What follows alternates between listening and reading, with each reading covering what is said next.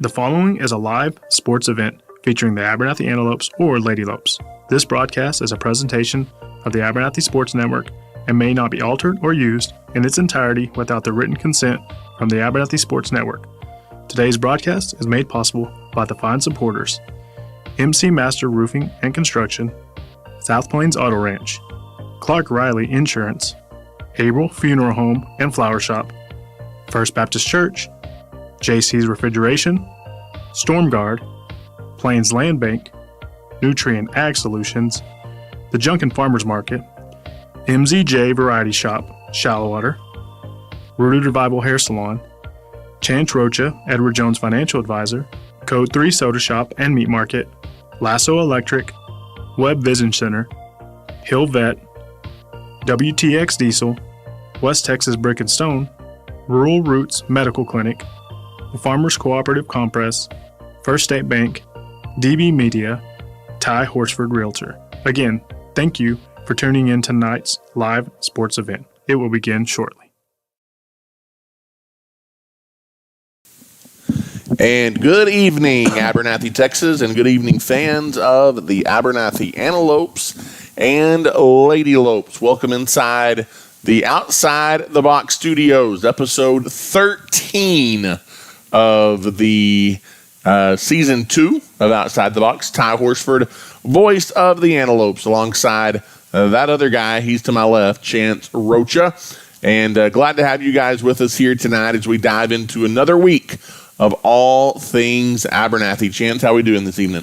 Doing fantastic, as always, Ty. We got at least one more week of football, maybe another, but we'll see how everything plays out on Friday. But one more game to prep for, that's for sure. We will obviously get into that as the Antelopes hitting the postseason trail come Friday night. It's a tall task for the Antelopes, but we'll talk about that here in just a little bit following what was a not so great last Friday night in post, but we will get into that later on. But first, we will take a look outside the box and take a look kind of around Abernathy ISD, around our community, Chance. And yesterday, obviously, across our country, celebrating Veterans Day.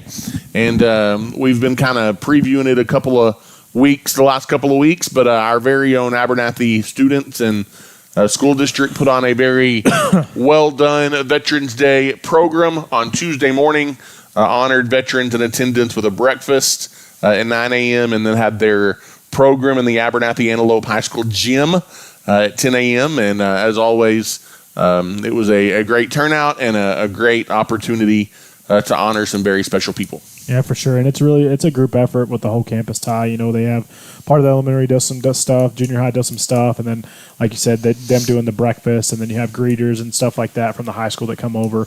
But it's a great thing that they do to honor not only just veterans, but just to teach those young students that the importance of what those veterans mean to our community and the local surrounding area for sure. So for those of you that serve, happy Veterans Day, and thank you for everything that you do and have done so that we can have the freedoms that we do have here in this great country. Chance, several weeks ago, we highlighted a new Texas state law that allows this year in extracurricular activities mandated by the UIL, namely sporting events, but it can be if people get rowdy at UIL contests or whatever, I guess it can happen there too. But now you don't have to go through school officials to be ejected from an event. Yep. An official can do that on the spot without any warning at their discretion. Kind of in response to that, Abernathy ISD just this last week released their own spectator guidelines as we head into basketball season, Chance. And I like them doing this, and in some conversations I've had with administration and whatnot, kind of the reason behind this is they can go to officials prior to a game and be like, hey, we already have our own policy in place. We're already monitoring our fan behavior. And so to the best of our ability, we're going to try and keep that under wraps. Yeah. But just kind of highlight some of the points from that. is Abernathy ISD kind of setting some sportsmanship and discipline standards to coexist with that newly passed state law. When you say unsportsmanlike behavior, you're talking towards players, coaches, officials, and even other spectators at an event. There will be absolutely no toleration. Yep. It says from Abernathy ISD, kind of 3 levels of offense, if you will. The first, you're going to get warned, and that's going to be documented in the administration office. If it happens again, you are ejected from the contest. You're suspended from attending activities for 10 days, and you will also be required to complete a sportsmanship course and set up a one-on-one meeting with an administrator prior to returning to an event. So 10 days or until the completion of those things. So kind of some things to go through. And then if it happens a third time, basically you're done for the rest of the school year. Yep. You're ejected from the contest. You're suspended at least for the remainder of the school year. So really Abernathy putting in place kind of a no tolerance policy, I feel like, for just acting the way you're supposed to act at games or events that are mandated on our campuses. Yeah, and I think, Ty, them just kind of trying to get ahead of the 8 ball essentially and letting, like you said, officials know, other districts know, other district administrators know that we do have a policy. I'm sure we're not the only school district that is doing something like this. But we also have to remember, and parents need to remember too, this is our policy. But if an official says they got to go, you got to go. That trumps that. That trumps that, because that's a UIL policy. And so you can't say, well, I didn't get my one warning or whatever it may be. A conversation could be had with administrators and the official, and they may be able to go that route. But likely, if the official wants you gone, then that's it. You're gone. Well, and let's just face it, Chance. You're going to have some officials out there, and I use this word loosely because this is a pretty negative connotation, but abuse that law to an extent. For sure. And just kind of literally don't put up with anything, which I don't know that that's super realistic. Right. But you've got to be aware of that. And if they say go, you've got to go. Yeah. And I think it's going to be more of a factor at basketball than it was at football, most Agreed. likely. You're inside. It's closer quarters. Yep. Baseball and softball is likely going to be one because it isn't as loud, and you can hear some more of the chirping and the umpire that's right there behind home plate. So I think those are probably going to be your areas where you may hear some more of it. And I think for me, this is just a reminder to parents, like, let the kids play. Mm-hmm. I mean, We're never going to always agree with the officials. They're human. They're going to make mistakes. But guess what? They're going to miss some calls that you should have got, but they're going to make some calls that you shouldn't have got. And that's just the reality of sports and how the cookie crumbles sometimes. I mean, I could tell you 5 or 6 times last night watching Tech basketball that I sent Ty a message and I was upset. I mean, but at the end of the day, and it was bad, but it is what it is. But you got to control your controllables, and I think that just goes back to, we have to set the standard. The parents have to understand that. It rolls down to from the parents. You're teaching the kids that. The coaches have to understand, like, hey, you don't need to worry about what's going on in the stands. You don't need to worry about what the official is or isn't calling. You need to be worried about doing what we're coached to do and controlling what we can control at the end of the day. So. Yep. So come cheer on the Antelopes, come cheer on the Lady Lopes, but act like you're supposed to, and that goes for us as broadcasters as well, Chance. For sure, 100%. But glad to see Abernathy kind of taking the initiative and setting those standards at our sporting events and different things.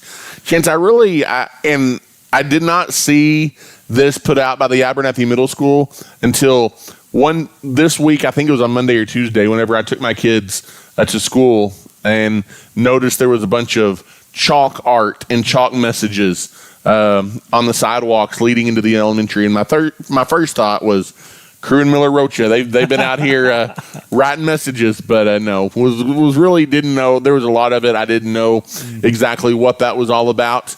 But the Abernathy Middle School, they partnered with an organization called Hope Alive 11. to participate in Chalk Week. And so from November 2nd through 9th, students went around to our different campuses, wrote on different sidewalks and different places around the community, just positive messages. Yep. You are great. You can do this. You can overcome this. You're a leader. Be positive, not negative. Yeah. Lots of just positive talk. And Chance was reading a little bit about the Hope Alive organization that kind of sponsors this or whatever, founded by a mother who lost a child, and a few months or a couple, however long after doing that, just having a really bad day, struggling, asking God for help, going to the grocery store. She gets out of her car at the grocery store, and there's a message written in chalk on the sidewalk that says, "You are stronger than you think." Yeah. And that was just a super encouraging thing for her. And so from that, kind of this initiative was born. But I love it. Just encouraging people through short messages when they might least expect it. Well, and I think, Ty, it's not only somewhat paying it forward to someone, a random stranger, whoever it may be, but also it's probably encouragement for those young students to write something that they would probably like to hear as an affirmation. Yeah, absolutely. So you're writing something out there that you probably would like to hear on the daily basis, or something that you feel like would encourage someone. So you're writing it, you're putting it out there in the world, and someone's out there going to read it. And it's funny you mentioned that, going to Little Bucks or going to pick up the kids from school, you go and you see it, and some people may look at it like, that's silly. No one's even paying attention to that. I promise you there is people that are seeing that. Or I noticed it. It's just like one of those things to where, you're driving down the road and you see a sign, or you open something up, or when a friend messages you and said, "Hey, I hope you're having a good day," and it was the day that you needed to hear that. So it's just one of those things where those positive affirmations, just teaching the kids how important those are, not only to write and put out there in the world, but to just tell each other. And being positive and uplifting can go a long ways versus the negative world and some of the things that go on. And it kind of goes back to the sportsmanship thing. Like, do what you're supposed to do. Do the right thing even when nobody's watching, and that's part of the initiative, and just teaching people to kind of pay it forward in that way. So, yeah, Chance, it's what I always tell my kids. It's so much easier to be kind than it is to not. it just is, and I think that's a lesson we can all learn from. So I love that. Chance, the Abernathy cheerleaders all over the place, all the time representing our school district and our community. They did so this last week at the Texas Tech Family STEM Night. So just another opportunity to put some of our bright student athletes out there, and they represent Abernathy so well. Yeah, and it's fun for them to go out and do that. And a different venue that's not just a sporting event, like you said, just being able to represent at a place like the Texas Tech STEM Night, and just putting their face out there and representing the school, Ty. And then, we kind of talked about the kids and the opportunities that they have. They were able to go to the health sciences, and they're learning some new things, Ty. They spent last week brushing off safe shaving techniques in preparation for some clinical stuff, which isn't something you think about, but it's also one of those things that it's something that you have to do when you go into that field. And so it's just funny that the things that they are learning and they're doing, and all the things that they're preparing for with some of those clinical things that they're doing in the health science class. So yeah, I just love that, because and these clinicals that they're going to are not like pretend clinicals. They're like, they load them up, they take them to Lubbock, and they do the real thing at hospitals and doctors' offices and different things. So it's really a pretty impressive program. Well, it's an impressive program, and just the exposure they get. And we talked about it before. It's thinking like, oh, I'd like to do this. And then you go out in the field, or you spend 2 or 3 years in college, and then you go to a clinical and you're like, oh, I can't handle the blood. Some of these students will be able to go to some of those things and see some of those things, and may realize, okay, I do like this, or hey, maybe I need to go down a different avenue because I wouldn't be able to handle that. And so that would be me. Yeah, that would be Ty. He could not handle that. So, Ty, and we talk about this kind of going back to the affirmation thing. Our junior high is just killing it. Yeah, they are, and that's such a critical space for those young students. And and I know they did this when my daughter was in junior high the past few years, but they do the lunch bunch. They have a group that gets together, and they talk about the positive self-talk and building strong friendships and just having quality time together and kind of pouring into each other. And I think that the earlier those students understand that, they're like, it's okay to joke around and have fun and do all those things, but negative talk you're going to hurt somebody's feelings one way or another, even if you are kidding. So just having those conversations about being positive to one another and being positive to yourself, essentially. And so I know the 6th grade group has been going through that, and it's about to come up. 7th grade is going to roll through it, and I'm sure 8th grade is going to do the same thing. And so that's a good little group that they do just to teach those young women about positive self-talk and just giving affirmations to each other as well. Love it. And then, Chance, if you're a parent or grandparent of a 2nd grader, Friday morning is for you. The Donuts with Grown-Ups event at our elementary school. You were invited prior to school starting to come have breakfast with your child, grandchild, student, whatever the case may be. So that'll be for 2nd grade. They always seem to run out of donuts, no matter how many they get. So for sure, come get a donut if you're a guardian of a 2nd grader. And then, Chance, also at our elementary school campus, a couple of things to take note of, things coming up in the coming couple of weeks. Hard to believe Thanksgiving right around the corner, as we're sitting here on a street full of Christmas lights already. Hey, now. But November 19th, going to be the popular turkey run for Abernathy students. So November 19th, and that'll happen at different times throughout the day for different grades, depending on PE times and whatnot.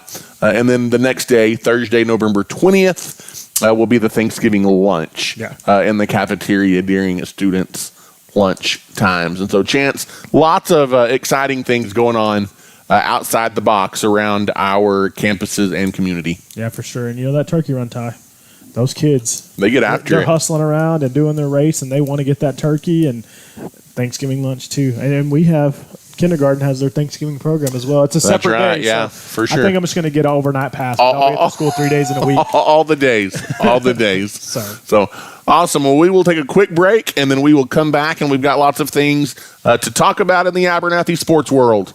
When we come back, you're listening, watching, taking in whatever you're doing tonight outside the box. Your home is your most valuable asset, and when you need repairs or upgrades, you want a name that you can trust.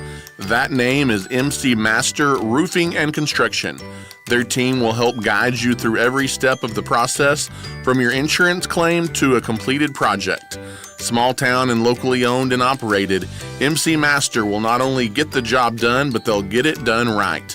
They are a proud title sponsor of this broadcast and a proud supporter of Abernathy's young people.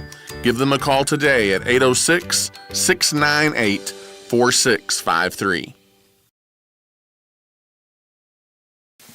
And welcome back here outside the box as we roll along, Chance, and we take a look at this week in sports. What a start to the basketball season for your Abernathy Lady Lopes under first-year head coach Adam Zepeda. We obviously talked to him last week on the program. He was excited about what he had coming in for the Lady Lopes, Chance, and couldn't have asked for much of a better start to the season as they officially opened their season in a big, big way on Saturday as they upset the Class 1A number 1 team in the state, the Nazareth Swiftettes, 55-44, a double-digit win over Nazareth. You may say, well, yeah, Abernathy's big 2A and Nazareth is 1A. If you know anything about girls basketball, Naz is a power, so a huge win to start the season for the Lady Lopes. And Chance, they follow that up with just a massive defensive performance last night at home. They played number 11 from Class 1A Spur, and that game was never close. The Lady Lopes run away with it 70-29. You know what I like, Ty? You mentioned Coach Adam Zepeda when we talked to him, how excited he was about the season and to get things going and just the culture in Abernathy and how much he felt was coming back. And I think after that conversation we had with him, the excitement that we felt for the program and what he wanted the culture to look like and how he wanted those girls just to share the ball and to grow together and just be a solid team. And he knew that they could be special this year. And, that team from Nazareth, like you said, they may be 1A, but they're gonna compete probably with some 3A teams, if not some 4A teams, just because that's what Nazareth does. They play basketball there. And so the fact that you get that win, a defensive battle, and you still come out on top and win by 11, and then you follow it up with even another defensive battle, holding a team to 29. I don't care who you're playing. That's good. impressive for sure. So And then they got another big test. We'll kind of see. They're going up a couple classes, and they'll travel to Estacado on Saturday and kind of compete and see what they do against a 4A team right there in the Estacado Lady Matadors. So, yeah, that'll be a good one coming up this weekend as Abernathy, the basketball team, football permitting, will hit the hardwood. At least some version of the team, if not the entire team, will hit the hardwood November 24th as both the Antelopes and Lady Lopes will travel to Littlefield. But that'll be the first boys action of the season. Yep. So, exciting time, Ty. And junior varsity performed as well for the girls. I know they've had the same schedule as them, and I know they ended up knocking off Spur last night as well. So you got to remember those sub-varsity girls because at some point in the season they could get moved up too. So they had a big win over Spur on Tuesday as well. And then the junior high 7th and 8th graders, lucky them, they get to go to New Home to start their season on Monday night. However, reports I heard they played all the 7th, 8th grade, and then they also did a flex team, which was kind of a combination of 7th and 8th grade. All played really, really well. New Home is really good. They all lost close ball games to New Home. So they were competitive on the road and a tough place to play, and it's a tough place to start your season. It's a tough place to start your season, and I know last year going to those games for the junior high, New Home, there's a couple teams that they kind of mix their groups. I don't know how they do some weird things. They do like an A team that plays the 8th grade. They do a B team that plays 7th grade, and then they have a flex team. I don't know if they're still doing it that way, but I do know it was definitely interesting. But, again, it doesn't matter. New Home has some pretty good teams, and for that to be the first game of the season, that's tough. And you're just coming off volleyball, and everybody's probably hyped up about that. And so, but expect those girls to compete. They're going to compete in everything that they do. Both boys and girls will. So. Yep, absolutely. And Chance, unfortunately, our football talk is nearing an end here in the next week or two, more than likely. But we finished out the regular season first for the sub-varsity. The 7th grade goes on the road, and they beat Sundown. A very strong finish to the season for the 7th grade. They kind of started a little rough, played some really good competition, but they kind of got things going late in the season, played well. The 8th grade had a tough season, but they get a big win over Post on Thursday night. I believe that was on the road too, if I'm not mistaken. But they get a 1 or 2 point win over the Bold Gold. 14-12, and that may have been just the first or second win for the 8th grade this year. So great to see them get that. And then again, just shorthanded, the JV team, they fall short pretty big to Post, 38-12. Yeah, and that 7th grade group, Ty, just talking to some of the coaches and some of the parents, they feel like they really hit their stride those last 3 games of the season. They really started clicking, figuring some things out, kind of finding their identity. And the 8th grade group, like you said, just battled some injuries, lost a quarterback, lost some players. And the competition is just, it gets stiffer. Boys grow between 7th and 8th grade, and things change. And so, but I think they went out on a high note, and they played very well in the last game to get a victory to kind of finish that 8th grade career. And I'll tell you what, that JV team from Post, and I don't know if it's true or not, but I heard it had a lot of juniors on it. But they had some guys. I tell you what, they had some guys that were pretty good, and our JV team battled till the end. Kingston Awful, a couple of those other guys just put their heads down and were trying to make some things happen, but they weren't able to kind of get over the hump there. But like you said, playing shorthanded, but they still battled in that last game of the season, and it's going to be exciting. That's a good group of boys from freshmen all the way up to seniors, and it stinks to know that, like you said, this season's coming to a close. It's been a weird season. Between injuries and everything, it's just interesting to see kind of what the transition is going to look like and how those boys kind of mix moving forward. But I think it's going to be a fun time in the next few years for sure. So. And then, Chance, on Friday night in Post, it was a battle for antelope supremacy, and it was pretty one-sided, unfortunately, not in favor of our antelopes, as it was Post shutting out the Abernathy Antelopes 38-0. A dominant performance by the Bold Gold. That was a win, and you're the 3 seed, lose, and you're the 4 seed ball game. And so it actually ends up propelling Post into a 3-way tie for a district championship. With tiebreakers, they go into the postseason as the number 3 seed, Chance. But really, in all facets of the game, the Antelopes of Abernathy take it on the chin. They take it on the chin, and they just got dominated at the line of scrimmage. Came out, and, Post kind of ran on you at will. They really didn't have to change their scheme. It was the Randon Curtis show, 32 carries, 252 yards. That was really it. When a kid has 32 carries and he's able to get that many yards and 3 touchdowns, it was hard to watch because it was a polar opposite of the team that we saw the week before. Granted, Post was a much better team than Olton. For sure. But just they kind of looked out of sync. Part of that was to Post, and part of that, you're getting Jagger back, and a lot of different things weren't just going your way. And when they did, it was like we'd go something good, and then we end up fumbling at the whatever, or you throw an interception or whatever would happen. And so, granted, like I said, Post was a worthy adversary. They get their quarterback back, who was their starter last season. They get Max Cole back, who was a good defensive player and a good offensive player for them. So they were getting healthy at the right time, and you're just trying to get your feet back underneath you, and they kind of dominated you on all facets of the ball. But the one bright spot, Ty, Malachi Walters, he was kind of your workhorse. He still gets you over 100 yards, and he was also your leading tackler on the defensive side. 14 carries, 104 yards for him, Chance. Post outgained you 416 to 282 in total offense. And Chance, kind of one of the stories going in, you were going to have a big night from your playmaker, Caden Bird. And credit Post defense. They scouted well, and they had a good enough defense.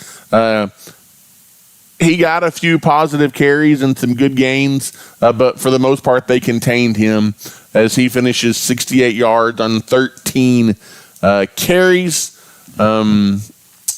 Chance, and so it was just a tough night all the way around. It's a night I won't forget, Ty. Yeah, absolutely.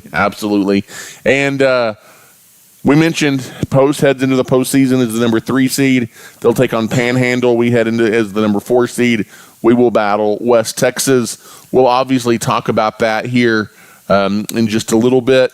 Other action in the district, Chance. New Deal brings an end to the abysmal season for the Floridata Whirlwind, 62-0. New Deal gets the win. They share in the district championship, as does New Home, as they kind of won a little bit of a shootout against Olton, 48-30 over the Mustang, Chance. And so we kind of set it the final standings. New Home, New Deal, Post all finish at 4-1 and tied atop the district standings. They kind of all beat each other.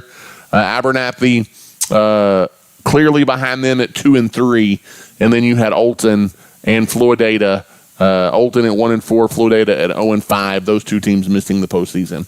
Yeah, and Ty, I think it's, the silver lining, and we probably both agree on this. You're going to play Stinnett, who's the 1 seed. If you're asking me, based on what I've seen and what I've read, I don't want to play either one of them, but both of them are tough teams. If I have to pick, I would take Stinnett over Panhandle, and I'm not saying that to say Stinnett isn't a solid team. I'm just saying they're undefeated. They are undefeated, but just the point spread, I just think Stinnett caught Panhandle on an off day, and Panhandle's got something to prove. And that's not just us. Like you said, we'll kind of get into it later, but you go in as a 4 seed, but you may have a matchup that is a little more favorable than Post does going up against a tough Panhandle team. But that district up north, it's just a tough one no matter how you slice it anyway. So yep, absolutely. Let's take one quick timeout. We'll come back, Chance, and we'll talk that playoff preview matchup. The Antelopes and the Comanches Friday night from Hereford. At StormGuard, we provide experts you can count on. Sit back, relax, and let StormGuard take care of your home. If you're experiencing roof issues, let our qualified team of professionals repair or restore your roof. We work directly with your insurance company to make the process easy for you, and inspections are always free. At StormGuard, we are wishing the Lady Lopes and Lopes the best of luck this season. And welcome back here inside Outside the Box as our final segment of the show. Chance, let's talk a little bit of Abernathy playoffs. Is not the season the Antelopes had hoped for. They end up the year at 5-4 in the regular season. They are the number 4 seed out of District 2A, and they traveled north to battle the district winner from District 1, the undefeated and fourth-ranked West Texas High Comanches. West Texas chance at 10-0 on the season, and by at least one prognosticator that I saw today, favored by 17 over the Abernathy Antelopes. This is actually a rematch of last year's by-district playoffs. Yeah, it's a rematch. That was a 2-3 game. This year it's a 1-4 game, so kind of different.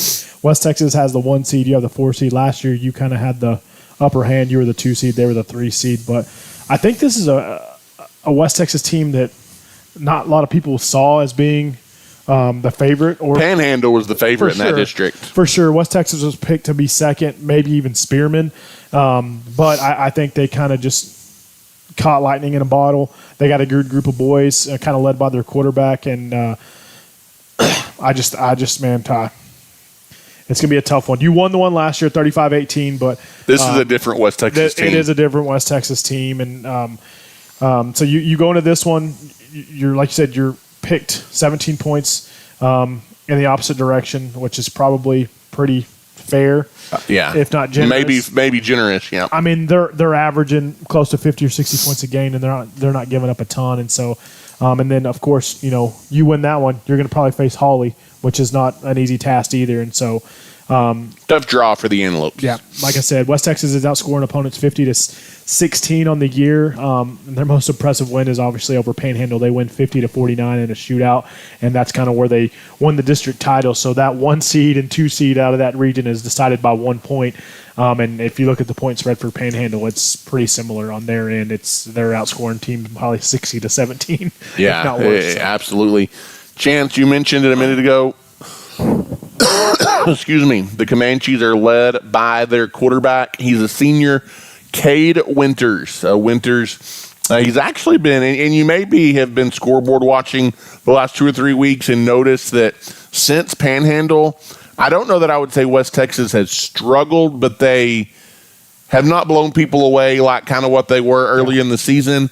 We did get word that the quarterback Winters actually broke his thumb in that win over Panhandle. He has been playing, but it's kind of changed their style just a little bit.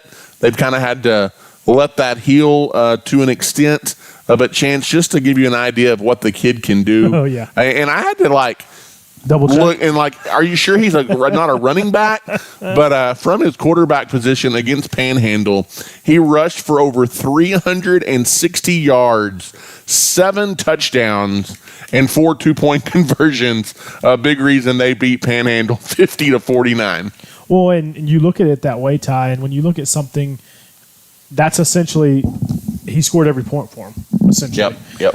So what does that tell you as the opposing coaching staff? Like, hey, if we can shut him down or limit him, what do you do? I mean, similar to what Post did to you with Bird, and you kind of shut that down. And if you shut down that part of your game, you can't really open up the rest of your game. And so that's probably the go-to. I'm sure the coaching staff has kind of looked at that and said, hey, we got to shut down Winters. If we shut down him and kind of contain everybody else, you got a shot. But if you don't, I mean, he might run all over you. Panhandle's a tough defense. I mean, they have a couple probably Division II commits. They have a Division I commit in their quarterback who's probably one of their leading tacklers on defense. And so they got some boys that can hang out there, and this kid hung up 360 yards and 7 touchdowns. So that's going to be a tough one. But as you said, he's been a little bit different. That's a decent season for some people. Yeah, for sure. But following that game up, which you come off a big high, they barely sneak out a win over Spearman 21-19. And then they played really, really close in their last game against Sunray early on. They ended up getting a bigger win. I think it was 42 or 52-14, but it was close at halftime, and they kind of ran away with it there at the end. But that's a Sunray team that I think has only won 1 game. I think that, and so you never know. You do never know. We talk about it all the time. Matchups matter. That's a big deal. And you just and we've talked about this. Which team is going to show up? That's. I mean, you scored 70 and then you've laid a goose egg. Again, those two teams were different, but the team that came out against Oatzen was playing like their hair was on fire. Well, and Chance, that's really been Abernathy's season in a nutshell. It has been very inconsistent. One game you play really, really well. The next, maybe you don't. They've shown promise at times, and then there's times that it looks like they're not going to beat anybody no matter who they play. It's just kind of been that season. Obviously, Chance, we've beat the dead horse. It's a season that has been tainted with injuries. Oh, yeah. You can make excuses all day long, but it's where you're at. You're 5-4, going against a really good West Texas team in the first round of the playoffs. I mean, it's kind of what a 4-1 matchup is designed to be with the current format of the playoffs. Abernathy, they did play their first game in several weeks with their starting quarterback, Jagger Wiley, on Friday night against Post. He struggled a little bit, kind of shaking off the rust. Again, more than him struggling, you might can credit the Post defense for that. They were just really, really good. So you've got to hope that Jaggers may be a little more in sync, a little more in rhythm come Friday night. But Chance, I think for us to be successful, you've got to have a big game on the ground from Caden Bird and Malachi Walters. I think that's the recipe for success, if there is one for the Antelopes. Yeah, for sure. And I think that Jagger is going to have to find his swagger. I mean, if you're going to say it any other way, because it's going to start with him as a leader, because you're going to have to pass the ball. When we've struggled, it's been against a team who has kind of dominated the line of scrimmage. Yep. That's where your struggles have been. So, and when that happens and you can't run the ball, you're going to have to rely on the pass, and you're going to have to give Jagger a little bit of time to get the ball out to Bird or Minfield or Duvall or Walters or whoever it may be. But I think that it's going to start if you have to establish the run. I mean, if you want to look at keys to the game, the MC Master Roofing and Construction keys to the game, it would start up there, establish the run. And I think that if you do that, you probably ain't going to control the line of scrimmage. But if we can nudge out 4 or 5 yards a carry, I would be happy with that and control the pace of the game. That's kind of where it got away with you with Post. You do something good. They controlled the pace. Well, they controlled it, but you would get to a point where you're at the 40 or the 30 and you couldn't convert that third down, or you couldn't put yourself in a position to try to go for it on fourth down. And you turn the ball over 4 times in that ball game. Jagger throws 3 interceptions, Chance. A couple of those, he just kind of rushed throws because defenders were to him very quickly in the backfield. And so just one of those nights. But keys to the game, you talk about it, the run. And Chance, it goes without saying, but you got to play hard. Yep. You're going to have to want it. Yep. And when you go up and play those teams in the Panhandle, those teams typically want it.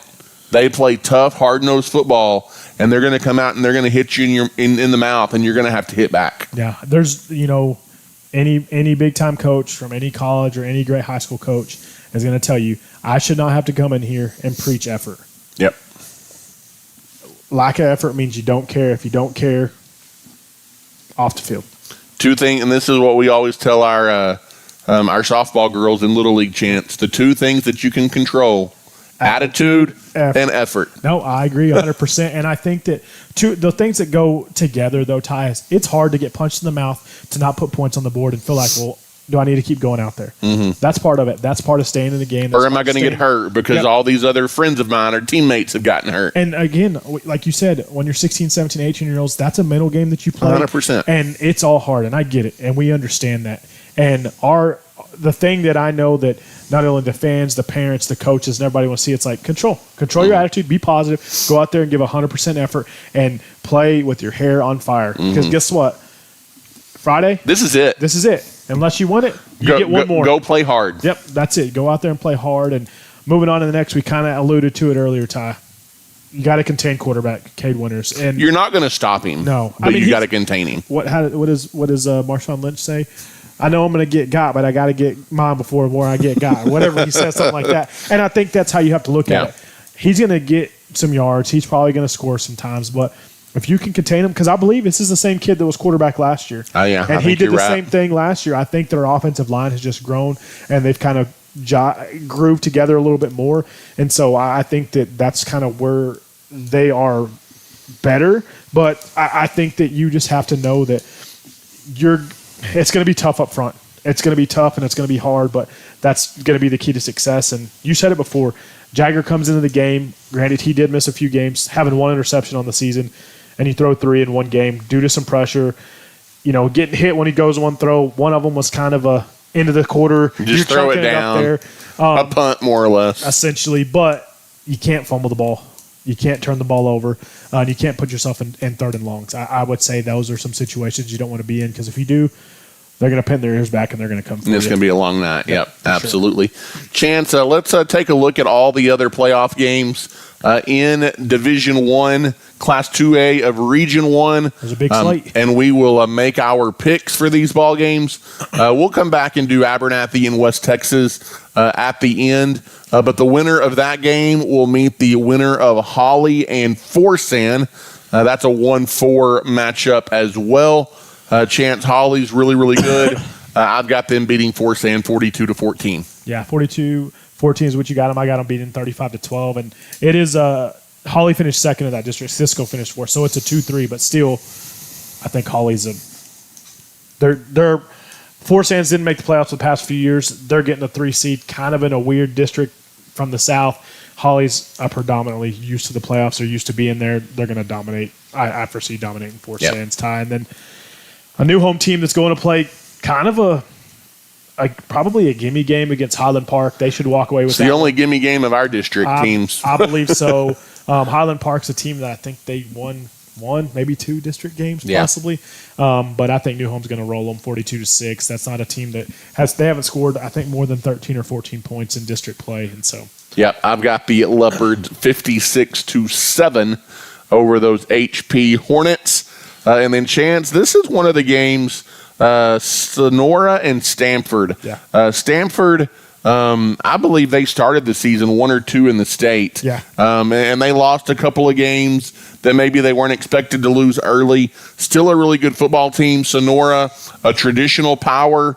I think this has the makings of potentially a good game. Yeah. I do like Stamford, though. I'm going to take the Stamford Bulldogs over the Sonora Broncos 28-24. And, when you look at it on paper, Ty, Stanford's technically the 3 seed, but they're coming out of a district where you have, Holly as the 2 seed and you have Cisco as the 1 seed. And what separates them is probably maybe 6 or 7 points. Very similar to the top half of our district this year. It's kind of been a very, very close. Everybody beat everybody. And so they're a 3 seed, but they're a team that could get hot and go on a run because guess what? They were the state runner-up last year. So they're a team that's been there. The coach has been there. Probably a lot of their players have been there. And so they're not as big as they were last year, but they're a team that has had some playoff experience in the past few years, and that goes a long way, especially when Sonora's hasn't been predominantly in the playoffs as of recent. So, yep. Chances you continue to roll down the board, you've got maybe the hardest team in the region to figure out. They're number 6 in the state. The Ozona Lions, and they're taking on the Anson Tigers. And Chance, obviously, the story with Ozona, they've got the running back that's run for like 14,000 yards this year or something like that. He's setting all sorts of records and carrying it 30-plus times a game and scoring all sorts of touchdowns. I think this could be an interesting ball game. And no offense, Ozona, they are ranked 6th, probably deservedly so. They're also one of those teams, Chance, though, that come from that part of the state. and for whatever reason, they put up all these numbers in the regular season, and then it's like the playoffs come and they play real competition, and that's that. Yeah, they go for 4. So we'll see how that plays out. Ozona obviously won that district. I've got this one a shootout, and Sir running back runs for 407 yards in a 49-47 win over Anson. And he'll have every single touchdown too. And Ty is joking, but there literally has been games where he has like 32 carries and 454 yards. It's been wild, but I think that, again, just like West Texas Sinet, if it ain't broke, don't fix it. They hand the ball off to him, and he scores just about on every play. And it's a good team that they have. But, again, when you're playing Cristobal and Four Sands and some of the teams that they've played, it's hard to kind of pinpoint them. But I think Anson's down a little bit this year. They've struggled. They are the 4 seed coming out of their district. So I think Ozona, you have it a little bit closer than I do, but I think Ozona's going to pull it out 48-24. And Chance, an interesting matchup, again, a team that we're familiar with, the New Deal Lions. They finished the number 2 seed in our district. They're going up against the number 3 seeded Spearman Lynx. Those 2 teams playing in Tulia on Friday night. Chance, this is an interesting game for me. I don't know that I would be surprised with it going either way. I think New Deal, and this is a compliment to them. Mm-hmm. I think they've probably overachieved a little bit this season. They've stayed healthy. They've won some close ball games, and so good for them. Again, though, those teams from the Panhandle, man, they're tough. And they're hard to beat. I like, in maybe a minor upset, I don't even know if you call it that, third-seeded Spearman over New Deal, 35-20. Yeah, I can see it going both ways. I think it's going to be a shootout down to the end. I think it's going to depend on who doesn't hurt themselves. I think New Deal may be coming in with their hair on fire, kind of upset that they had a chance to win the district outright and fumbled it a little bit, and so they may be trying to prove something and make sure they at least get one round of the playoffs, and they missed the playoffs last year. So I think they're kind of playing for a little bit more. So I think they may pull it out sneakily, 34-28 over Spearman, but I could see it going either way, just kind of depending on which team shows up. If New Deal's healthy with their quarterback, I'm not sure. Couldn't tell you, but maybe the Lions will go out there and represent our district and kind of pull it out against Spearman, but we'll see on Friday. And then the last two chants of the region, Cisco and Cristobal. I think we both see this one being pretty lopsided. Cristobal's the Floyd out of that district. Yeah. There wasn't enough teams. Somebody had to make the playoffs, and so Cristobal did. But I've got Cisco, the traditional power. We kind of got ran over by them last year in the second round of the playoffs. 55-7 Cisco. I got 49-6 Cisco over Cristobal as well. Then chance a game that I'm thoroughly pleased I'm not playing in or won't be at. But Panhandle taking on our number 3 seed from our district, Post. Again, Panhandle, even though they're the number 2 seed, a lot of people's favorite to advance out of the region and even compete for a state title this year. And I just don't think Post has enough firepower to keep up with the Panthers. Maybe it's close early, but I like Panhandle in this one, 49-16. Yeah, I think Panhandle's kind of hitting their stride. They got a sour taste in their mouth. They were expecting to win the district championship, and so they probably got a lot more to prove. That game against West Texas, probably they've been putting it on everybody since that ball game, and it's either them or Axtell. Axtell comes out of Region 2, and a lot of people have Panhandle playing in the state championship for sure. They have them running our region. I think Dave Campbell's 3 out of the 4 pickers for them pick Panhandle to go, which is saying a lot when they're not even the highest ranked number team 1 region. seed. But yep. Just to go over a breakdown before we kind of finish up, your region has 3 ranked teams. You got the 4, 6, and 7 seeds. West Texas Stats at 4, Ozona 6, Panhandle 7. We're one of the only 2 regions that have 3 ranked teams. The other one is Region 4, and guess what? Theirs is slightly better because they have the 1 and 2 seed, and then the number 10 seed. But they got Refugio and Ganado, which is kind of disappointing. They're probably going to play each other in the third round of the playoffs. Yep. So the 1 and 2 seed teams in the state are going to end up playing each other. I hate when that happens. It's just kind of... It's kind of like a state championship in the third round. In the third round, and then guess what? The winner of that game is probably going to play Crawford or Mason, which Crawford's ranked 10th, but they got manhandled by some teams out of Region 2 earlier this year, by Axtell and some other teams. And so you never know. Matchups matter. The type of football that's played in each region is a little bit different. We're a little bit more smash mouth up front. They're a lot about speed in the south part of the state. And so it just... You never know what you're going to be up against and injuries and all that kind of thing. But, man, when you look at the bracket tie, that's a lot of football games you got to win to get all the way to the state championship. And it's a fun time of the year if your team keeps on winning, and we'll see what our Lopes do on Friday. Yeah, and Chance, we will circle back up to that one, give you our predictions for Abernathy and the West Texas High Comanches. We talked about Abernathy, a pretty big underdog in this one, Chance. My heart always wants to pick the Antelopes. My heart wants to say that we're going to have one of those surprise performances. Yep. I hope we go out. I hope we play hard. I hope we leave it all on the field, and whatever happens, happens. The realist in me thinks this one could be pretty lopsided. Yeah. I'm going to go ahead and pick West Texas 49-20 over the Antelopes. Again, I'll buy your dinner at Feldman's if I'm wrong, but 49-20, I've got the Comanches over Abernathy. I think, Ty, if you play hard up front and you jump on them early, you could keep it close. But if they control the pace of the game and control the line of scrimmage, I think it's just going to get away from you.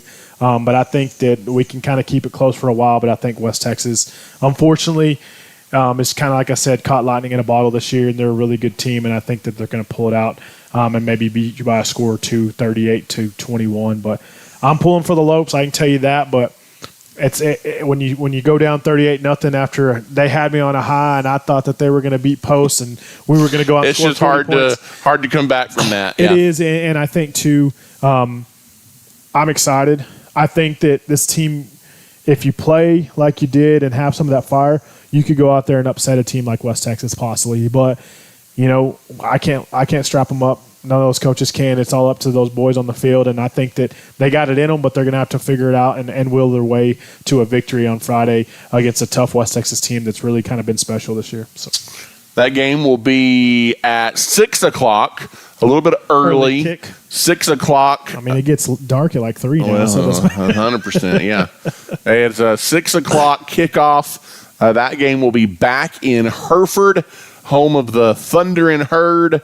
That's where we played them last year. It was fun to broadcast from there. Yeah, I'm okay with the venue, and gonna smell like cattle, and we're gonna be just fine. So if you can't make the trip to Hereford, can't get away from work early enough, want to stay in the friendly confines of your house, got the I don't even know if I've told you this yet or not. We did finally get the UIL. We got the thumbs up approval. Let's go.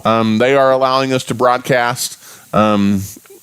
Obviously, they're going to get their money out of it, but they are allowing us to broadcast, and so we are thrilled for that. And so about 5:45 or so, we will take the air right here on the Abernathy Sports Network, and we will bring you the Abernathy Antelopes and the West Texas High Comanches. It's going to be a fun one, Ty, and I'm hoping for the best. And I'm excited. Win or lose, it's been a fun season. It's been a tough season with all the injuries, but it's been a fun one, and I've been proud of the boys, and I hope they go out there and leave it all on the field, that's for sure.